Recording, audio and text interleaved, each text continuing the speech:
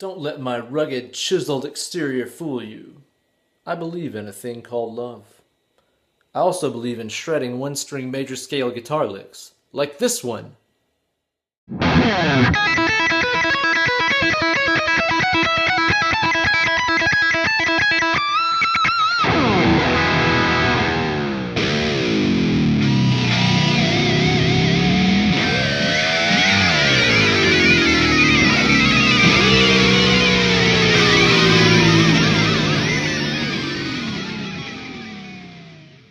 Hello, Suckamaniacs, and welcome to another installment of Weekend Wankshop here with your old pal, Uncle Ben.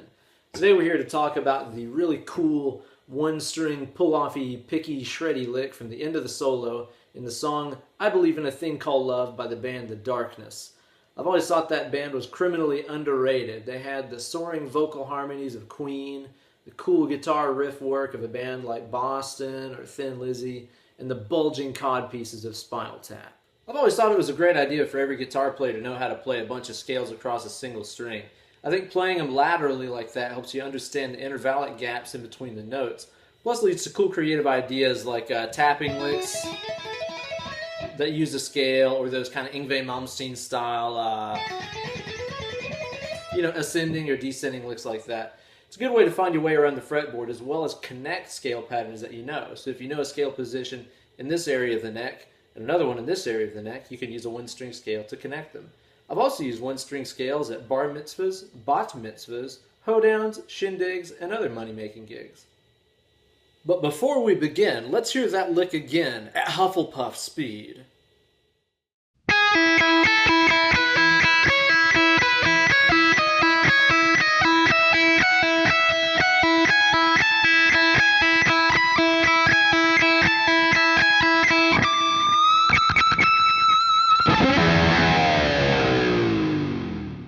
Check out my Instagram page, at Ben Eller Guitars, for a complete tab of how to play this week's lick.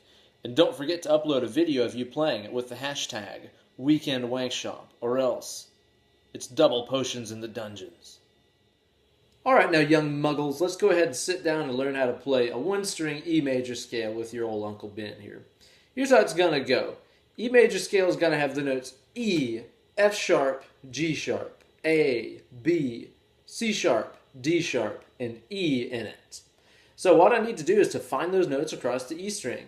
It'll go like this. E, which is the open string, F sharp, which is fret number 2, G sharp, which is fret 4, A, which is fret 5, B, which is fret 7, C sharp, which is fret 9, D sharp, which is fret 11, and then E again, which is number 12. Now at this point we've made a complete lap around that scale. E, F sharp, G sharp, A, B, C sharp, D sharp, E. He also goes up into the next octave of that. Now, the second set of 12 frets on the guitar is exactly the same as the first one. 0 is the same as 12. 2 is the same as 14. Fret number 4 is the same as 16, and so on. Like I said in that last Randy Rhoads video I did, everything up here is the exact same thing as what's going on down here. So just take whatever notes we just played, open 2, 4, 5, 7, 9, 11, 12, add 12 to it. It becomes 12, 14, 16, 17, 19, 21, 23, and 24. I believe the original song was played on a Les Paul, which of course is a 22 fret guitar, so he never actually uses the 23rd or 24th fret. So if you're playing a Les Paul or something with 22 frets, don't worry. I like to play these little kid guitars that have 24 frets on them, so I'm safe there. Okay, so here's the whole major scale. Lap 2. We're going to be using those notes plus a bunch of pull-offs here. This kind of lick would be great to play against any kind of E major chord, so you can make up your own stuff with that as well. And the cool thing is I could also take that same fretboard pattern and move it to a different string. So if I was playing against, say, a G chord, I could play a one-string G scale and come up with some licks that way. Same fretboard pattern, just starting on G instead. If I was playing against a B kind of sound, I could use B major. You've heard Joe Satriani do this to great effect in the song Always With Me, Always With You.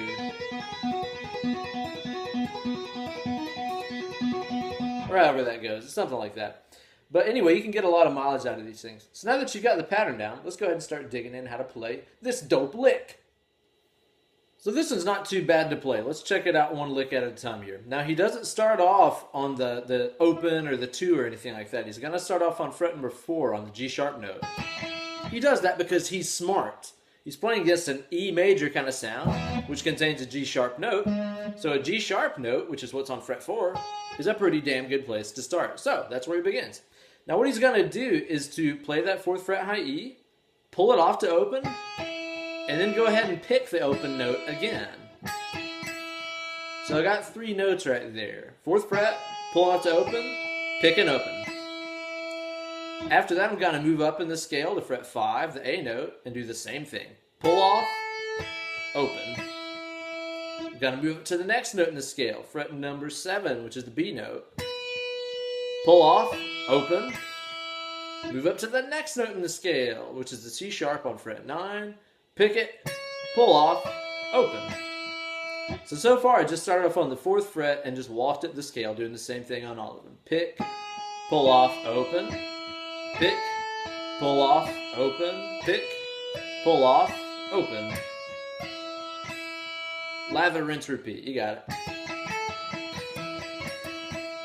Now at this point what he does is starts up a different kind of idea. We just ended here on fret number 9 on C sharp. What we're going to do is go back a note in the scale to B. That's a little less boring than just walking straight up the scale. You know, you got to mix up your phrasing like that. That way it doesn't become really stale and predictable sounding. Well, here's what we're going to do. We're going to change the pattern a little bit. We're going to play the B note on fret 7 and just pull it off. I didn't pick the extra open at this point. I just pulled off. Same thing at fret 9. Same thing at fret 11. So that had a little bit different feel because we weren't picking that open high E string. So here's what we got so far. Then the new part. Now at this point what we're going to do is go back a note. The last thing that we did here was hit D sharp on fret 11. We're going to go back a note in the scale here to fret number 9, C sharp. And what we're going to do is the same idea that we just did with the pull-offs, only we're going to ascend 4 notes. It's going to be C sharp on fret 9, D sharp on fret 11, E on fret 12, F sharp on fret 14. So that went 9, 11, 12, 14. So now we got this.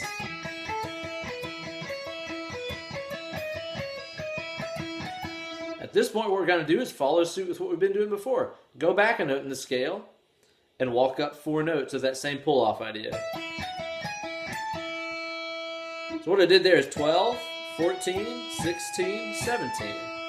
Like I was saying in this video and some of my other videos, once you know the scale pattern, it very much becomes easier to learn licks like this because you automatically know what notes he's going to be using and what notes he's not going to be using. It's one of the very many reasons why it's important to actually learn scales, kids. Okay, so now we got this.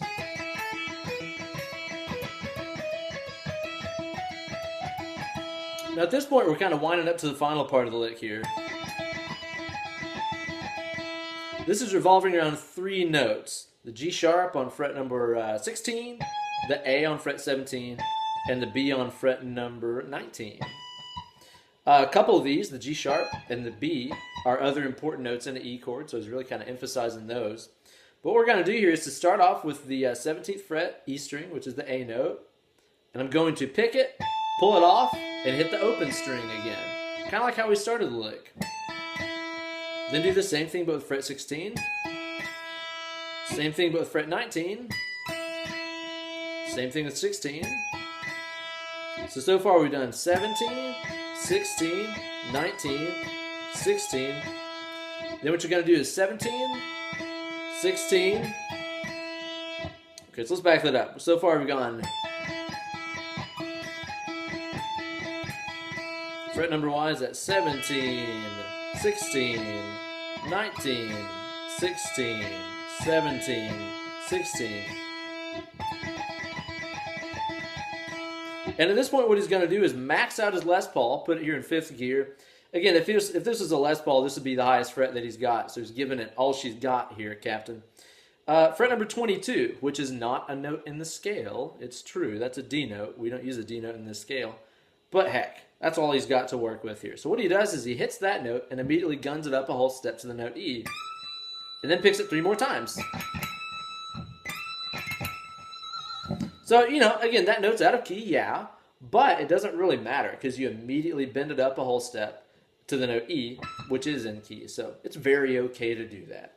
I recommend bending with the ring and middle fingers, and probably even using the pointer finger just to mute out some of the other strings here. That way when I bend it up and do vibrato, it doesn't make a bunch of noise like that crap right there. So again, I recommend muting all the other strings with the pointer finger, bending with the wrist and the ring and the middle fingers. So once more, here's the lick from the start. We start off with our pick pull-off section. Then our pull-off section.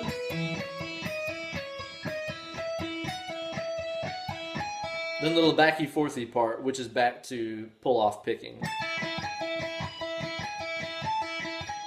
And then our 22nd fret bend.